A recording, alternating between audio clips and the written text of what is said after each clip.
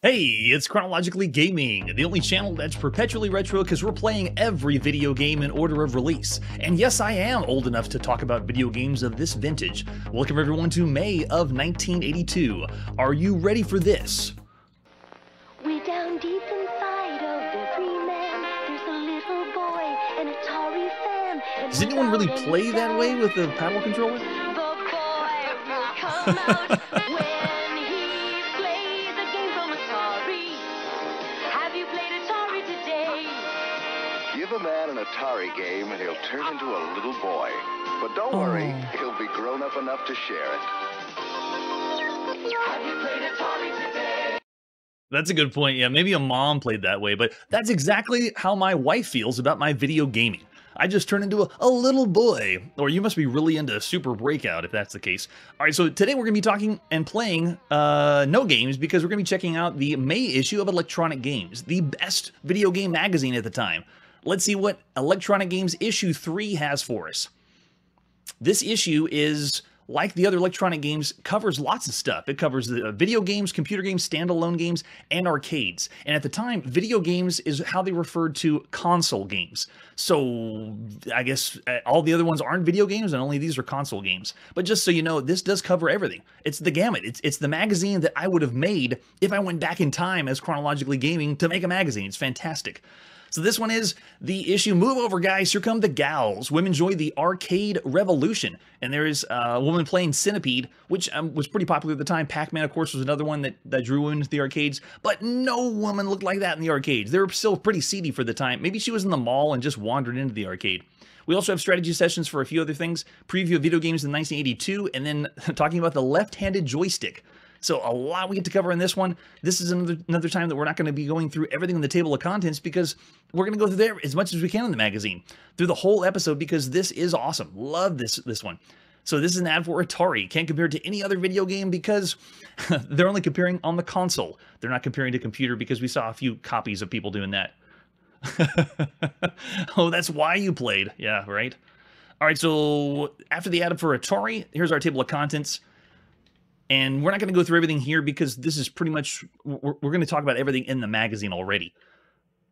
The next ad is for Space Chase by Apollo, which is interesting because I saw an article the other day that said that the second third-party publisher after Activision was Magic. And I find that hard to believe because on the channel, the next publisher or third-party publisher for Atari that we saw was Apollo. And here it is, one of their ads, a full-page ad for Space Chase that we've already checked out.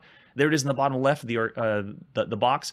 I'd say one of the best ones by Apollo, but still not really up to the same quality as Activision. They are the kings of the third-party software, definitely. And the next section they call is Switch On. This one is breaking down some stats, which is kind of interesting. The staff wants to know what kind of demographic is playing video games. Who's playing video games out there right now? Who's reading this magazine right now? Very little is known about who exactly participates in America's fastest growing hobby.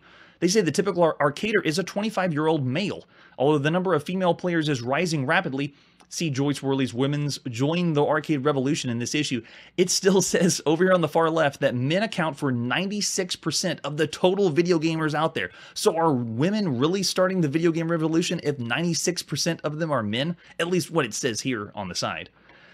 The White Age Spread testifies the universal appeal of electronic gaming. 1/4 of all of you, at least it says in their poll, are under 16 reading this magazine right now. An equal percentage fall into the 16 to 25-year-old bracket, and the remaining 51% are over the age of 26. So interesting stats. To read a magazine in 1982, and the usual age is older. Because for me, the gaming for me started whenever I was very young, playing Atari and playing the Nintendo Entertainment System. But that was very young, elementary school. And they're saying the demographic for reading this magazine and gamers at this point are over the age of 16. Teenagers and over 26. Yeah, the majority percentage is 51%. I just find that incredible. That depends on, I guess, the poll, because it's just a magazine poll. How accurate could it be? It says also 48% of families have the average income of $20,000 to $39,000, and an additional 10% live in households that earn $40,000 a year. Wow. Slightly less than half of you have some schooling beyond the 12th grade. and 1 in 4 is currently studying for their high school diploma.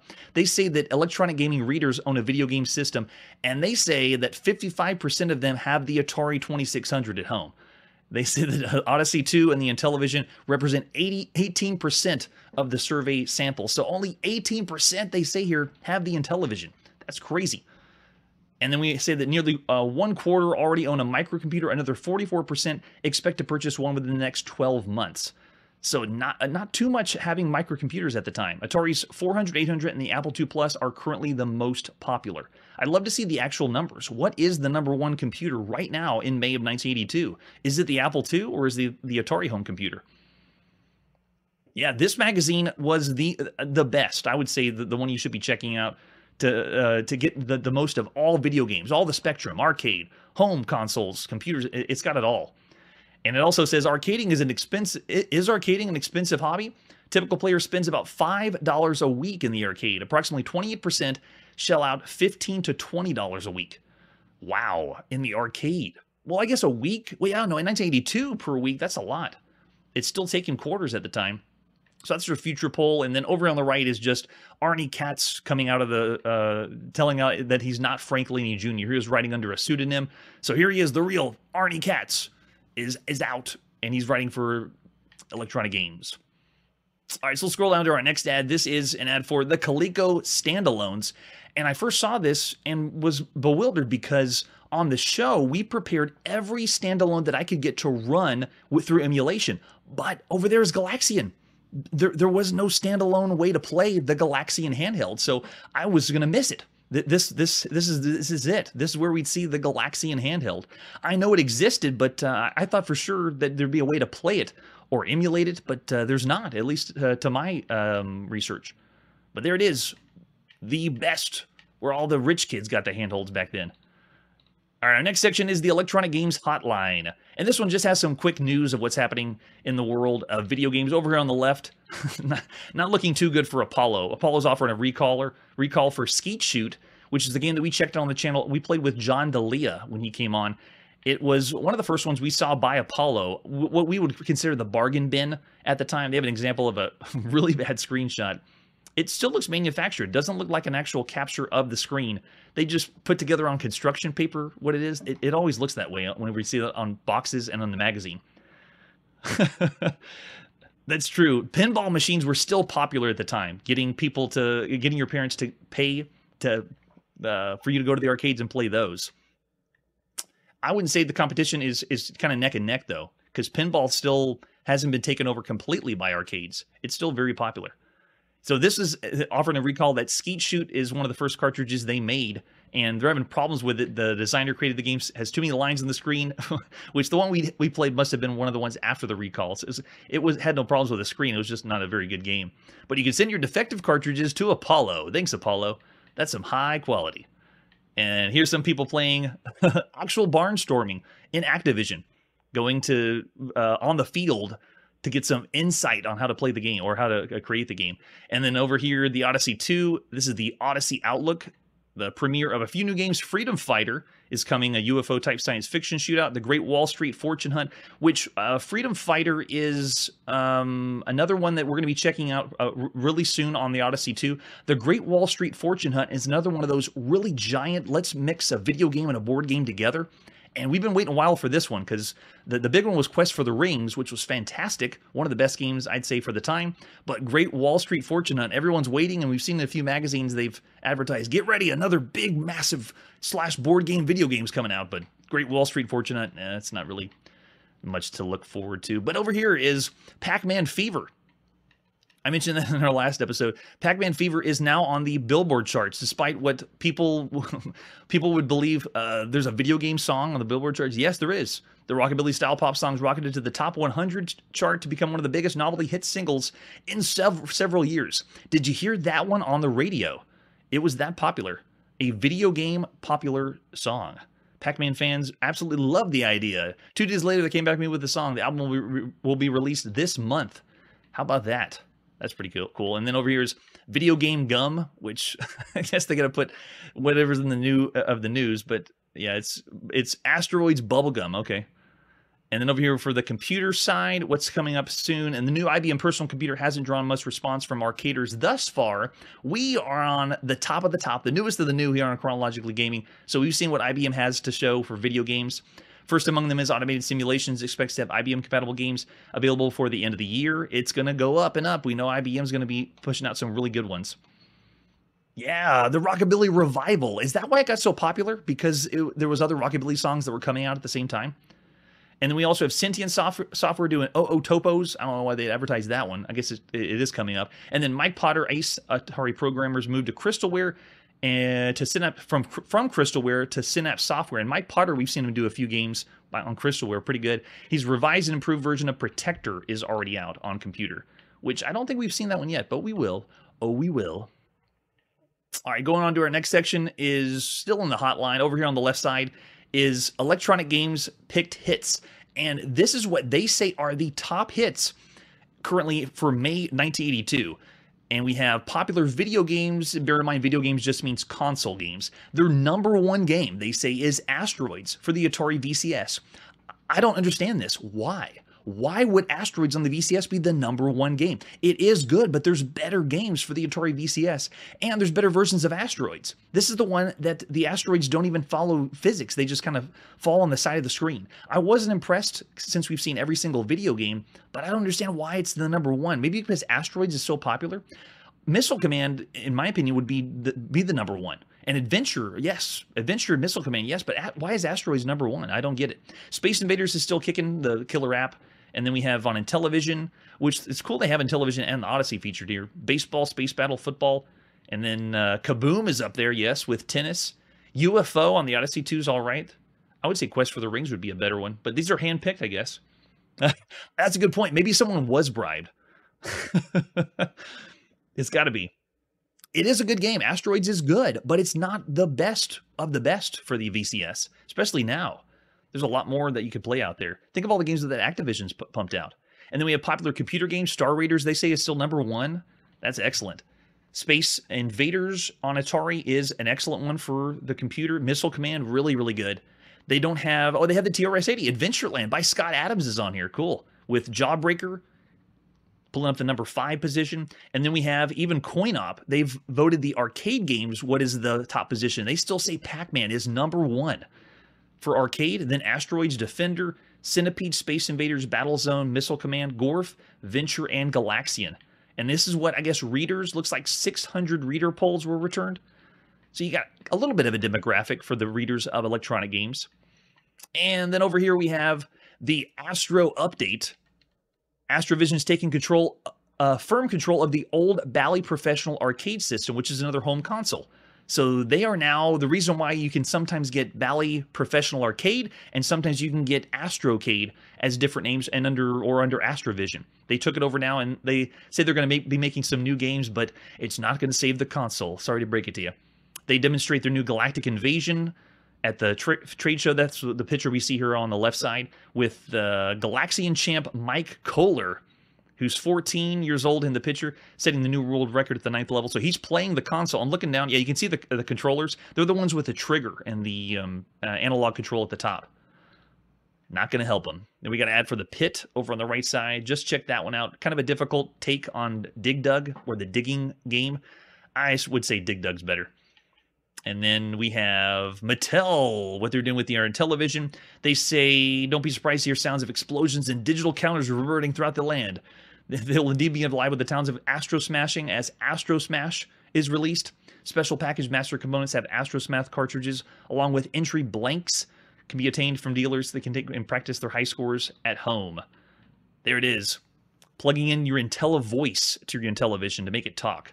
Lots of consoles talking. We've already heard computers talking. Arcade games are talking. We're going to get some more consoles talking. We've already heard the Odyssey 2 talk for us a few times, I believe. No, I didn't see that trailer for it. About the... yeah, I know of the history on it, but I haven't heard of the trailer for it. Yeah, and this is... Pac-Man has already been released. This is the point where Miss Pac-Man has already come out in North America. So you notice that one isn't shown here. This is May... But Miss Pac-Man has already been out. She's been out since February. Maybe it's just not in the arcades of everyone else out there. All right, so breezing down to our next section, which is the test lab. Are you suffering from VCS distress? We usually don't see this in electronic games. We saw this in Analog Computing and Softline, and a few other computer video game magazines where they talk about how to troubleshoot things that happen, because a lot of other things happen on home computers rather than on your home console. So this is kind of nice. They just tell you that you can pay a fee to Atari for service to your VCS, but then they tell you, here's what you can do at home. All the steps for maintenance on your VCS. So if anyone's at home right now, you got your Atari VCS, you need some help, there you go. Do it yourself. Don't pay that, how much was it in 1982? $36.50 to get your VCS taken care of. You can just do it yourself. Thanks, Electronic Gaming. And then here we have the Q&A section. The waiting room's full. The Game Doctor is here on Electronic Games to tell you how to help you out. And this one is kind of like not really troubleshooting like they do on the computer games. This is just help with the game. How do you, or questions about video games. We got a few people that ask questions like, why is it that we see blocky numbers and letters on different consoles, but the Odyssey 2 has the alphanumeric characters with curves in? They look really nice. And it's because the Odyssey 2 has, the microprocessor contains all 10 numbers and 26 alphabet characters in its memory, and enables to produce the letters, words, and numbers without having to build them from blocks. So that's kind of cool, at least about the Odyssey 2, but it's not still selling well.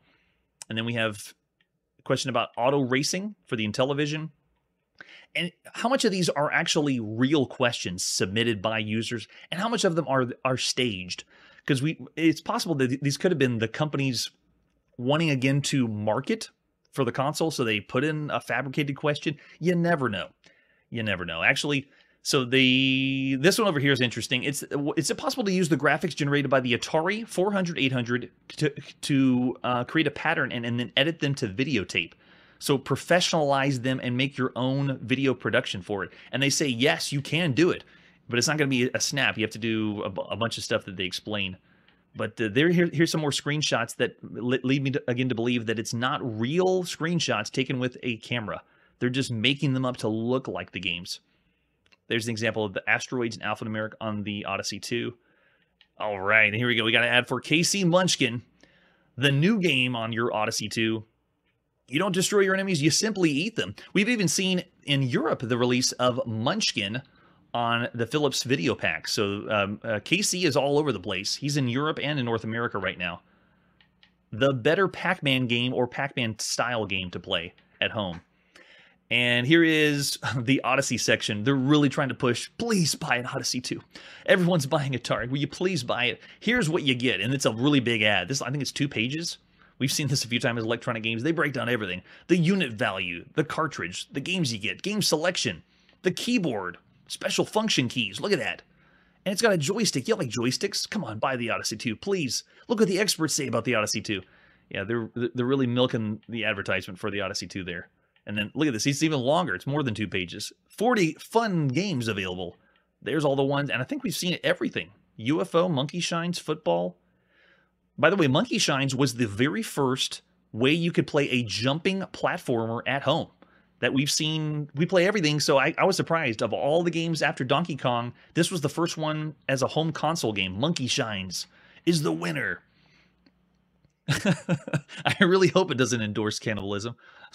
All right, so let's go down. Okay, so it's more Q&A of what's next. Here's another one that's interesting on the far left side. Is it possible for a video game cartridge from one company to be used with a console of another company? And they say, this is the single most asked question we received here. So people trying to, take out their Intellivision cartridge and put it in their Atari and play, and they simply say no. And they say perhaps somewhere along the line we may see a form of adapter or interface developed that would allow such interchangeability. But that's a long way off, and we're going to actually see it this year. This year is when it happens. And I believe it's being worked on now. So I think they snuck this question in kind of like a, just get ready. You're going to be able to plug your Atari games into your ColecoVision, all that's going to muck things up. That's right, the ColecoVision. All right, so the next one is the programs for the Atari computers looked at, from Atari computers come in 3 graphic modes, so they're asking about those. And then this one is an owner of the Atari VCS. I'm curious of the number of cartridges offered by Atari. I can now boast of 43 different cartridges, but at least 3 are not on the list: Starship, Space War, and Miniature Golf. Are they no longer available or mentioned in the... Okay, chill out, buddy. Stop buying so many Atari games. Oh my gosh. And then this question is, I would like to appreciate if you give me some information on the Mattel Intellivision. I guess they're saying the Magnavox Odyssey ads are too verbose and we need some Intellivision ads. First off, let's explain to our readers what the PAL system is. Wow, they're explaining what PAL is in 1982? The television image we see on our TV screens are composed of lines of resolution. Wow, they're breaking down PAL resolution. I didn't know they were talking about it that long ago. That's pretty cool. So for the uninitiated, it's just the difference between the way we interpret televisions in North America, the NTSC, and then in Europe with the PAL. So they're telling the difference between the two systems. So they're essentially getting about 50 frames per second in Europe, and we're getting closely to 60 in North America, which is too bad. Man, there's so many people that I knew in Europe that found out about this later. You know, as kids, they just played games. They didn't know Sonic the Hedgehog was playing slower than we were in North America, and I'd be pretty bummed out too. No, they didn't explain CCAM. That's true.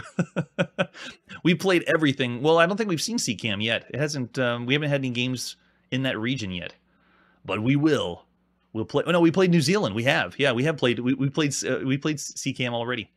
Okay, so this is the Reader's Replay. This is about left-handed games, and I'm a left-handed person, so I've never had any problems with left-handed gaming. I just learned to deal with it. Does anyone remember when mice were first popular on home computers and they offered the ability for you to switch to your left hand and use the mouse with your left hand? I never did that. I saw the option for it, but even as a left-handed southpaw, I didn't care. I was okay doing right-handed and taught myself. So just learn how to use right-handed like everyone else. Yes, lefty, chiptune, awesome. Maybe that's why our ratings are sometimes the same. Who knows? So they have breakdown, they're talking about the left-handed part there, and then an overlooked system. I greatly enjoy electronic games. I have one small complaint to bring to your attention. Your space devoted to coverage of the Bally Professional Arcade is very sparse with the other programmable video games. So here's someone doing a shout out for the other console, which is another reason we have this bloat in North America that's eventually going to cause the crash next year. We have so many consoles. ColecoVision is going to be coming out. We have the Vectrex. There's so many more that are coming down the line in 1982. But he's true. I guess Bally Professional Arcade didn't pay Electronic Games enough money. But their answer is the quality of Astro Professional Arcade had nothing to do with lack of coverage. At the last time we assembled our first two issues, we were unsure about the level of commitment Astrovision intended to make in reviving this system. Time has removed some of our doubts, and with new review materials from Astrovision now reaching out our offices regularly, look for greatly expanded coverage of this fine system beginning this issue. So I guess now that Astrovision's a part of it, they're going to cover it some more. And then helping for amateur designers. That's pretty cool. Are there any home computer companies making any strides toward designing a home computer with a specific intention of it being to design and play your own video games? I'm sure many others would want to have this accomplishment. What are you talking about? There's so many computers out there right now that encourage you to develop. We've been playing all the games. They're being developed right now. Who is that? Lou? Lou, you don't know who you're talking about. All right, here is the Joystick Jury wants you. Are you knowledgeable, opinionated? That's good. And here is where you can put in your opinions of what you should put in electronic gaming and what you shouldn't put in. They have some trends. So this is like a poll that they're putting over on the right side. And, oh, wow, this is a mainframe gamer asking a question. As a Bell System employee and a Unix user, I've come to really enjoy text adventure type games. Oh, man. We got a lot of those we played. After many hours of effort, I was able to complete both Dungeon and Adventure, two games available on Unix. It was both satisfaction and remorse that I finished them since I hated to see them end. Wow. Kit Kimes of Montgomery, Illinois, man, you need to come and watch the show. We've been playing every text adventure game. Yeah, so it's talking about bringing those to console, I guess. Yeah.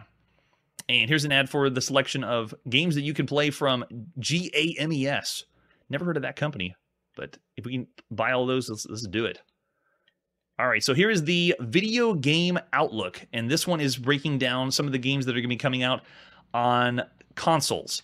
And right here in the center, look what it is in 1982. It is like the preview of the 5200, before the 5200. What are they calling it? Atari Video System X, I believe. We've already seen a few splashes of what the 5200 is going to be, but it still hasn't officially come out yet.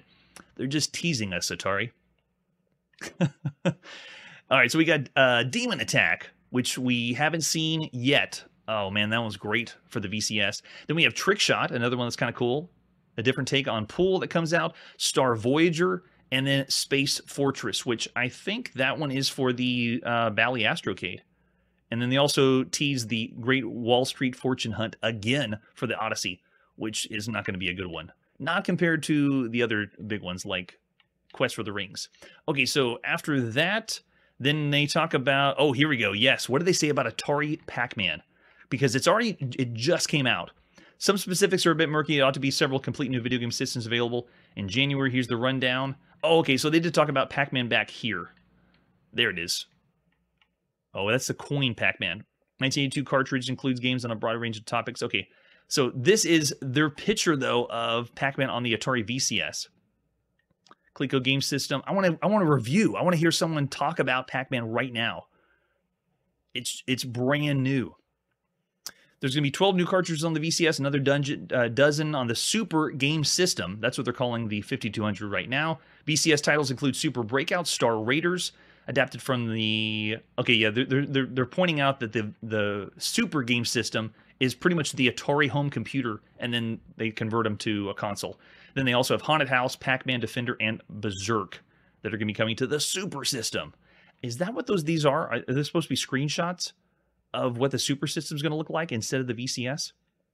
Not really that impressive screenshots. All right, and then from Activision, Barnstorm is coming out, Grand Prix, Freeway, Star Master. We've already seen a few of those. Chopper Command. And then Intellivisions has Advanced Dungeons and Dragons, Chess, Space Spartans, and Space Battle. Here we go. The video game craze. What is hot? Star Strike. Night Stalker. Okay, so these are another some new games that are coming out, and then they say, what talks? The B-17 Bomber Squad. Only Intellivision has all three, and we will be seeing those soon too. It's coming out for your Intellivision, and this one has the IntelliVoice plugged in, so we'll be hearing the Intellivision talk to us. And then coming soon is also a Magic. Star Voyager, Demon Attack, Trick Shot, all those are coming out soon for the Atari VCS, and then Activision. So it's pretty much like an advertisement for what we're going to get on our Atari. Get excited. And here's what's new in the arcades in May of 1982. King Kong goes coin-op. That's right, they're talking about Donkey Kong. Donkey Kong is out, and they have the arcade of Frogger on the side. Two of the really, really big ones. Donkey Kong we checked out first when it was released in Japan, and then it came out a little bit later, but now it's spreading to more arcades, and everyone's understanding how big Donkey Kong is. I'd say it's one of the best arcade games you could play at the time. Love it. And even though, I don't know if the lawsuit started yet, but they did get sued by Universal Studios for King Kong. Nintendo did, making Donkey Kong. And so look at this. This is just blatantly saying, if you're going to play Donkey Kong, it's like playing King Kong. Which Nintendo, refutedly said it's not really King Kong. We weren't basing it on that. And then they talk about Frogger. Spaceships and explosions are there prominently. And then you play Frogger, the latest batch of whimsical video games. That's a fun way to put it. Video games that aren't about space games or shooting anything up. And then they talk about David Crane's Freeway too, which they compare it to Freeway. Interesting, because we played everything in order. So we played Frogger in Japan first. Frogger comes out in Japan, and then just a little bit after that, we saw Freeway by David Crane on Activision. And it is, things crossing the road, but I would say Freeway more is based on the game Spacewalk, where you're just trying to get from one end of the screen to the other with your rocket ship that we saw in the 70s. It's a different take on that, obviously. But Frogger and Freeway, they're not really that related. They did come out kind of close together, though. Interesting. And we also have Make Tracks that's coming out, totally original. There it is. We've seen that one in the arcades. And Kicks, yes, over on the right side. And then they have an example of Kickman, the arcade, another really good one. I love the resolution of Kickman. Very fun to play. We played that one as well. This is great that this magazine breaks down everything. What you can play at home, what you can have in your hand, what's going to be on the computer and in the arcades. They do it all. You can get the most video gaming out of this magazine. And Pac-Man Fever, the single inspired by the most popular video game in America, is a huge hit. Is this the song? It is. Yes, Buckner and Garcia. They have an ad for Pac-Man Fever. Go buy it now on Columbia Records. I was not expecting that. If you really like video games, you'd buy the album, right? Show of hands, who has the album of Pac-Man Fever? All right, here it is. Move over, guys. Women join the arcade revolution, playing Centipede. Again, it's only 96, what was it? 4% of the gamers are women, at least they say, that read the magazine of electronic gaming. So 4% are reading this article right now, written by Joyce. So this is interesting, just breaking down, you know, what video games appeal to women and why. Are they colorful? They're not dealing with just shooting up a bunch of stuff. I guess Centipede is. But they say it's not the case because pastimes like tennis, swimming, and basketball, anyone can be able to play these games. And it doesn't have to be. It's just because the guys are just so darn creepy. That's why women aren't really playing video games. I mean, if you're going to play some Star Raiders at home, most likely you're not a girl. You're going to be one of those creepy nerds like me playing Star Raiders. All right, so they have... oh my gosh, I'm having so much fun playing Centipede. It's fantastic. And we also have Pac-Man. That's true, too. Pac-Man also started having women play. And then we have Miss Pac-Man as our way of thanking the lady arcaders who played and enjoyed Pac-Man, which in itself was a controversy because they didn't really get the rights from Namco to put out Miss Pac-Man. So here, over here on the left side, or the right side, we have women picking their favorite games. Is that the 4%? So the 4% are picking the games that they enjoy. According to our charts, Pac-Man is placed first among the coin ops. Two other titles that finished the top 5, Berserk and Space Invaders. Berserk, yes! The same thing can be given greater extent for Asteroid, Space Invaders, and Missile Command are virtually as popular among women as with men. So there it is, the favorite programmable video games or console games. They say again, Asteroids is number 1. What? Well, it's only 4%. I don't know why they pick Asteroids as number 1. Then Space Invaders Quest for the Rings is number 3. Missile Command, and then Video Pinball, another one on the Atari. And then their coin-op games are Pac-Man is number 1. Carnival is number 2. Centipede, Space Invaders. But, I mean, how much can you take that as a... We can take it with a grain of salt because it's 4%. If the women are rating them, it's not really that many women that are rating the games. I'd like to get a review now of getting women gamers rating games in 1982, you know, having thousands and see what they say is the best ones. That would be cool. All right, so Video Game Outlook. Taken over from what we had before. What's coming out on the Odyssey? Again, Great Wall Street Fortune Hunt is mentioned. And then Freedom Fighter. And then Astrovision not only showed the ZGrass keyboard, top-of-the-line games that are going to be on the Bally. Well, not Bally anymore. Bally left. They're going to go make Total Fitness, I guess. And then Apollo is talked about here as well. Oh, Quest for the Orb and Wizard of War are coming out for the Bally Astrocade. I'm going to always call it the Astrocade, even though they changed the name to Astrovision. US games, we got Space Jockey coming out for the VCS, and then Magic, a major new software producer. Yeah, they're up there with Activision, doing some great titles for the Atari VCS. Trickshot, Demon Attack, and Star Voyager. And then Coleco promises video game is compatible with both VCS and Intellivision systems. Does it preview the ColecoVision here in May? Because it's coming out. Video game market's a long way from... Oh, I love this. Although the video game market is a long way from saturation, the overwhelming number of new hardware and software releases will be competing fiercely for the attention of the arcading public. The results of this video game boom remain to be seen, but one side effect is inevitable: a better selection of higher quality games. Oh my gosh, someone please quote that one. Nintendo's Smash Donkey Kong is coming by Coleco, but they don't preview their console. So we got a preview of the 5200, which is coming out later by Atari, but they don't say anything about their own console by Coleco. Yes, it's 1 year away, and they're saying, don't worry, we're going to see higher quality video games out of this. I don't think so. And now we got to add for Interlogic, bringing commercial games. Some new products coming out here. Oh yeah, limited edition adventure, Scott Adams Adventure Series. For $100, you can get this handsome book-style package that contains autographed and individual numbered copies of the first 12 Scott Adams Adventure games. Wow. $100. That's up there with the Sierra game that's out here, Time Zone. Gosh. $100 for video games. And then we got Pac-Man Fever. Yes. Look at all that. You can get a Pac-Man car. Oh, my goodness.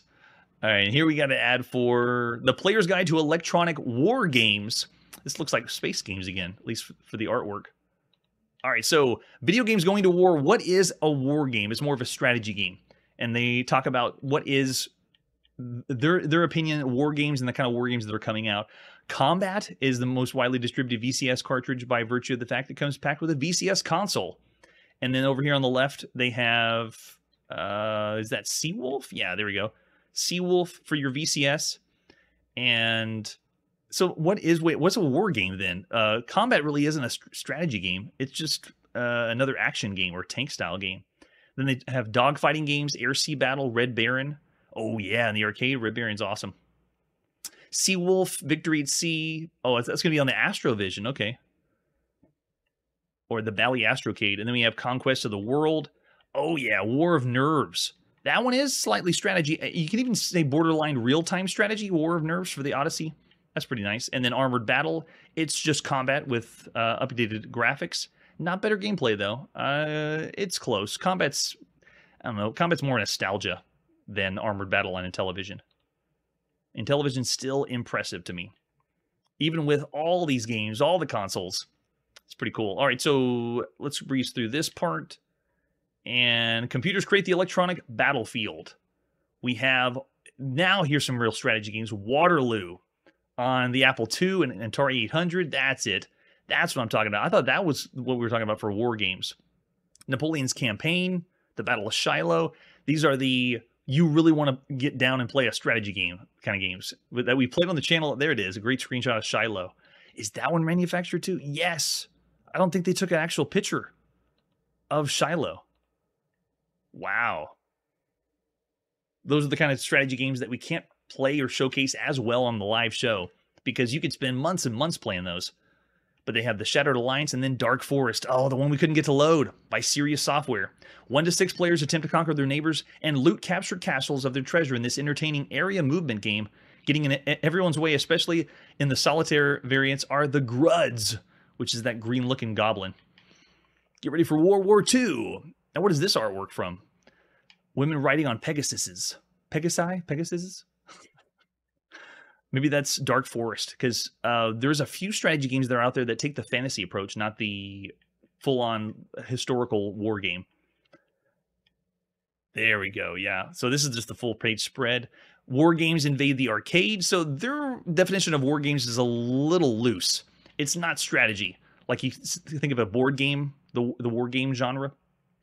Here's Red Baron in the arcades, and then Scramble. Yeah, I don't know if these are technically war games. Strategy X. That one's pretty cool. That's the vertically scrolling one, I believe, by Taito. No, Konami, that's right. All right, so we have Vanguard over here on the right. Excellent arcade game at the time. And we'll go to our next section. This is Star Strike by Intellivision. I do enjoy Star Strike. It's another one that when I played so much Atari, and now I'm playing everything on Intellivision as well. I got to give props to Mattel, and the Intellivision is an excellent console. The games are great. Yeah, that's true. Where's the mission? There is no mention of Missile Command yet. I'm not sure why. Okay, now our next section is Inside Gaming with Arnie Katz, the man behind the wizard, Bob Ogden. And there he is. The Wizard of War. This is talking about, nice, they get an interview with him to talk to him about it. That's pretty cool. Gorf, Wizard of War, Brickyard, Clowns, and then here's some of the games that will be coming home that we'll see: Football, Clowns, Brickyard, Space Fortress, and Baseball. Love Wizard of War. So nice. All right, and now they usually do this in electronic games where they talk about one arcade. And this one is the Las Vegas Circus Hotel Casino. Has electronic gaming action and thrills of the big top, or gambling, I guess. So all we have is, you can see acrobats, circus performers, but then over here, this is the only thing they show, is just a few people playing, I can't even tell from here, Cosmic Monsters 2. So they do have an arcade there. That's what they're trying to talk about. But at the same time, I guess you can go see the casino and acrobats at Circus. I hadn't thought about that. Going to Las Vegas to play video games. Most people are still for the casino, right? Video games you'll never see, we hope. This is a humorous look at unlikely future video games. And to tell you the truth, some of these sound like games that we already have or have seen in the future. So now that we are in the future, this is probably one of the most interesting articles of the magazine. With the water pistols, yeah, that's true. All right, so these are some game ideas that hopefully will never get a title. So this one's No Holds Barred. They're calling this one Freeway Menace. So none of these are real games. They're just saying they hope they never get made. It's a no holds barred race to the death of the LA freeway system. You're 10 minutes late for work. Your job is put your driving skills to the test. And whiplash and job loss. Realistic sound effects added for your enjoyment. Tires screech. Horns blare, fenders bend. If you beat the clock and punch in time, a whistle signals if you fail. So that's basically, is that Crazy Taxi? Is that what we just read? And you're going to be killing people? Or maybe that's Grand Theft Auto, Freeway Menace. And then we have Alien Invaders. You're the head of the U.S. Border Patrol crossing. You must search incoming trucks for illegal aliens with unduly hindering law-abiding vehicles. Your opponent controls the smuggling operation. Hiding alien fruit trucks. Can you steal the border? 2 players. I think these are games that we have seen. That's right. It does sound like Death Race 2000, right? And then we have nuclear war games. General quarters, all hands battle stations, check your bearings. We have played this.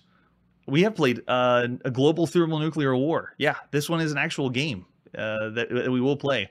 This one I really do hope we never see. Prom Night Massacre. It's time to put on your corsages, girls, and get out your mace. It's prom night and there's madman loose in the school building. It's a stranger lurking around campus during the girls' gym, or could it be one of your closest friends who has a hang-up nobody knows about? Your only opponent knows for sure as he cleverly corners and attempts to slash you, and your opponent-controlled classmates into strips of data tape. You nearly stave off his attack as he pursues you with baseball bats, hockey sticks, and assorted phys-ed equipment. That's right, it is a... It is Prom Night Massacre, where you're playing as trying to kill the killer that's out to get your friends. First player to score 10 points or eliminate the others wins. That actually sounds entertaining, believe it or not. And then we have Gang Wars. Again, these are really extreme games that we have seen the future, and we know that these violent video games have already come out yet. Right? Gang Wars is Grand Theft Auto. It is. Both gangs vulnerable to randomly appear roving police cars. The terrain over which you struggle will constantly shift, calling for new tactics. Computer selects at random from over 250 slum areas around the nation. Street maps with authentic scale are included with deluxe box set. Whip out those joysticks and let's rumble. Every one of these ideas involves violence. So it's like they think there's not, they hope there's not going to be violence in video games in May 1982. Boy, are they wrong. There's an artist rendering of Rush Hour Death Race. And you are running over people, which was controversial. We already had an arcade game that they were like, oh, you can't run over people. And they said, well, it's mutants. It's not really people. Yes, Death by Daylight, right? Oh my gosh. And then we have a variant of asteroids. This is called Deluxe Medflies. You're the farmer whose field's being ravaged by a swarm of Mediterranean fruit flies with various forms of pesticide. Wait, we have played this. All the centipede variants take this approach. Let's just kill all the bugs. Yeah, this is a real game. That's not a fabricated one. And then we have Roman Circus 1. You and a teammate find yourselves in the Roman era where you compete for the right to worship a religion of your choosing. All around you are hungry lions, bears, Komodo dragons, computer-controlled, and all intent of eating you. Defeat them, and the computer sends out a regiment of gladiators to have at you. Is that... Oh, that's the Nuclear War Games. Which, that's real games. Now, I think we've already seen that one. Nuclear War Games.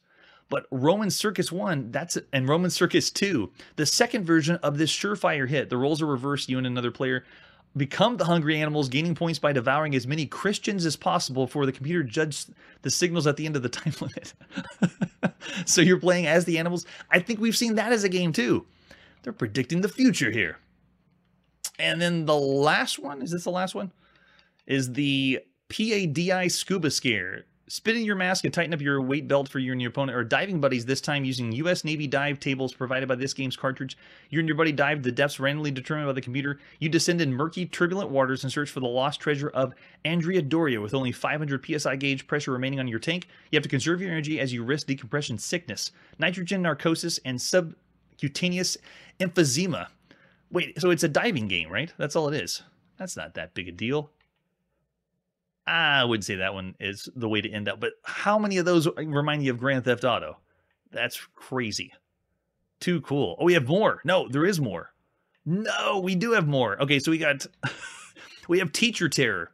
It's your first day as a pedagogue to a unruly mob of high school students from low-income areas risking abusive behavior, derisive catcalls, pencil shavings in your tobacco pouch, razor-toting females, and spitball shooters. You must attempt to teach a lesson in personal hygiene to them. The computer-controlled students will try to get you and break your spirit any way they can. 10 points are rewarded for each period you survive. The longer the game goes on, the more challenging it becomes. So it's surviving as a teacher. That's hilarious. And then we have Lynch Mob, the game. You ride out of town with a posse on your trail. You've killed 41 innocent people. There's 5,000 reward for your dead. Again, this is Grand Theft Auto. This is what they're predicting. I can't believe that. And then we have the Brain Transplant game. Oh, is that that's a picture of deluxe Medflies. You're racing against the clock to save your patient whose brain is undergoing multiple hemorrhaging, realistic blood effects, screams of agony, and this is a real game. We have surgery simulation games now. Brain transplant games are a thing that they thought weren't going to happen. And then we have Pork Barrel. The video game board game hybrid consists of 8 gamers as members of the U.S. House of Representatives, starting with a modest personal fortune of $250,000. Each congressman attempts to build this nest egg into a cool million. Oh my gosh. So it is a video game bent on being corrupted in Congress or corrupted in politics. Wow. You're supposed to steal money directly from the city treasury to win. Which I think that's a game too. Coming soon, and then we have all these other ones they're throwing out there. Video Horseshoes, which we've seen that. Or no, we're going to see Horseshoes as a video game. Natural Disasters, wow. Amazing that in 1982 they thought these wouldn't be video games. That's scary. Amazing. Yes, Red Dead Redemption. Good shout out for that one. Yeah, and we will see the Texas Chainsaw Massacre soon, but it's funny that in May they said, oh, these can't be real video games, or they better not be real video games. Next article about the left-handed joystick. There's already some games that give you that option, how to turn or how to control the left-handed way, and there's some consoles that design their joysticks that way they can be flipped left or right. I couldn't really say. I'm a southpaw myself. I can play both ways. I'm an ambidextrous gamer, and you got to learn that way. Just join the club, man. All right, next is the Computer Playland, where we got Star Warrior. Yes, the first electronic gamer set down before a video-generated text adventure, imagining into realms of heroism and wizardry. Star Warrior by Epix is the idea of let's make a role-playing game, but make it science fiction. Same idea. They even have examples of other ones by Epix. Rescue at Rigel, Date Stones of Rin. Nice. Still programs the same way. You got to use commands, so it's a little cumbersome. And here's some more ads for, what do we got here? Grow With Us. There's a lot of ads for programmers. They know that people got computers out there, and they're trying to get people to join their companies to make some video games. And they're already advertising here. You know who you are. If you know how to program, get out there. All right, so a lot of text here for the computer section. So they're breaking down Star Warrior, and then their next one is Bug Attack, which we've already checked out. It is another one that plays very similar to Centipede. Yeah, there it is. Totally negative. Graphics are quite excellent. Title page blow up is superb, although Sonic capabilities of the Apple are not too impressive. Cavalier, again, gets the most out of what's available. Bug Attack is a disappointment, they say here, especially when compared to past titles like Star Thief. He rates this one a 65 out of 100. And then Crush, Crumble, and Chop. Nice picture of Crush, Crumble, and Chop here on the right side. That one we've already seen several iterations on the home computer space, and we were going to see a lot more. Pretty popular strategy game. Not what you'd expect if you want something arcadey. You won't find it here. It is, let's think about how to be Godzilla and strategize how you want to be Godzilla and destroy everything.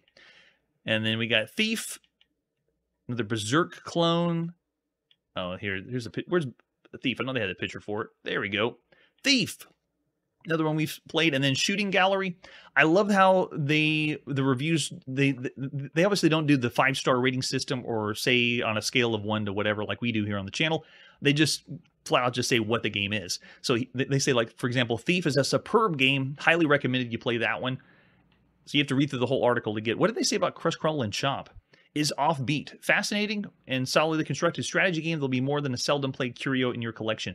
It's well done with presentation. You can tell they spend a lot of time, and there's a team that's involved with Crush, Crumble, and Chop, not just one person. It's all right. It's pretty good. And then we got Shooting Gallery on your Atari 800 and 400. Graphics are pleasing. Did they cut us off? They say continue on the next one. Okay, it gives the game a slightly clunky look. Background calliope music, on the other hand, makes a delightful touch. Many other sound effects are handled with real expertise. And okay, I think that's all we got for that one. And then we have the strategy session, how to get better at video games. They break down how to play some of these better. How to play in television games like a champ, like skiing or auto racing, Major League Baseball. That's nice. Very handy, very helpful, and kind of a preview of what video game magazines are going to turn into later, where they have full-page spreads of how to play, you know, with all the maps, pictures of getting you through the game. So this one, this section just is helpful. It tells you what can I do to play these games better. Very simply put. Yeah, Major League Baseball. So is this only in television? Oh, nice. They have coin op. How to get better at Tempest. That's awesome. What do we need to do to get better at Tempest? How you can pick your own levels. Nice. So cool. All right, some more ads for what you can buy. How to protect your Atari VCS cartridges. And now our next section is the amazing world of Gobble Games. All right, so the name only for Coin-Op Mega Hit isn't set in outer space, doesn't ask the player to fire a laser cannon, doesn't incarcerate targets in fiery explosions. The answer is the groundbreaking arcade smash of Pac-Man. Nowadays, we call these maze games.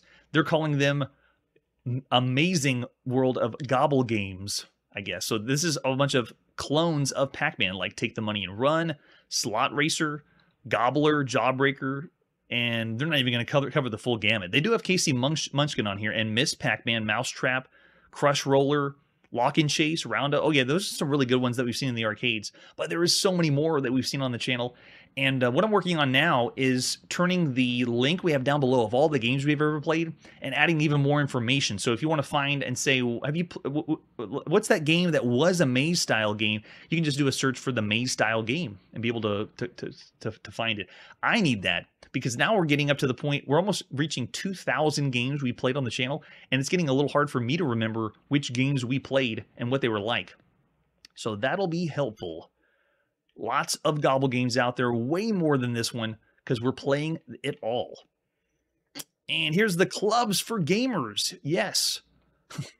Where most likely girls are not. Please, if you're in the comments or if you're watching on YouTube, tell me if you were a woman at the time and you were into these clubs. I'd love to know if there was girls that were keen to check out the clubs, get the patches and all that stuff, because I only knew guys that were into it back then.